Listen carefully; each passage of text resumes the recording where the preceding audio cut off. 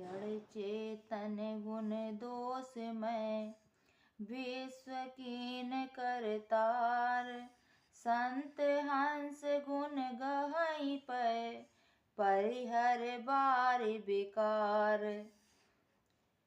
विधाता ने इस जड़ चेतन विश्व को गुण दोष में रचा है, किंतु संत रूपी हंस दोष रूपी जल को छोड़कर गुण रूपी दूध को ही ग्रहण करते हैं।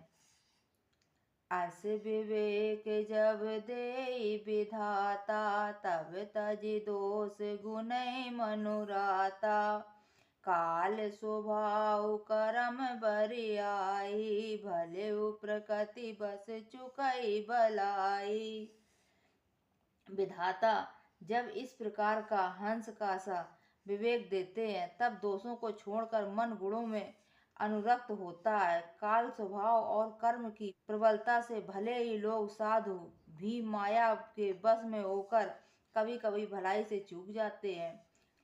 सो सुधारि हरि जन जिम लेई, दलि दुख दोष विमल जसु देई। खल करई भल पाई सुसंगु, मिटई न मलिन स्वभाव अभंगु।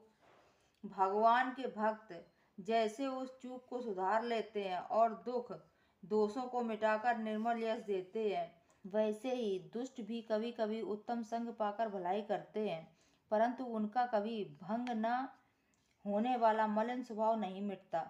लखि सुबेश जग वंचक जेऊ, बेश प्रताप पूजई तेऊ। उगरई अंत न होय निबाहु, काल नेम जिम रावण राहु।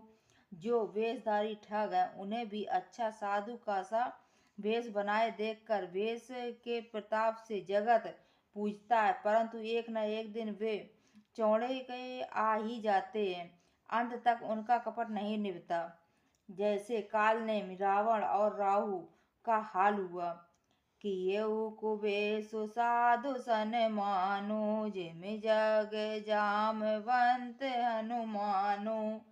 हानि कुसंग सुसंगत लाहु, लोकहु वेद विदित सब काहू। बुरा वेश बना लेने पर भी साधु का सम्मान ही होता है, जैसे जगत में जामवान और हनुमान जी का हुआ। बुरे संग से हानि और अच्छे संग से लाभ होता है, यह बात लोक और वेद में है और अब सभी लोग इसको जानते हैं। गगन चढ़ई रज पवन प्रसंगा, कीचई मिलई नीचे जल संगा। साधु असाधु सदन सुख सारी, सुमिरई राम देहि गन गारी। पवन के संग से धूल आकाश पर चढ़ जाती है और वही नीचे की ओर बहने वाले जल के संग से कीचड़ में मिल जाती है। साधु के घर के तोता मैना राम राम सुमरते हैं और असाधु के घर के तोता मैना गिन गिन कर गालियां देते हैं। धूम कुसंगत कारिख होई, लिखई पुराण मंजुमस सोई। सोई जल अनल अनिल संगाता, होई जलद जग जीवन दाता।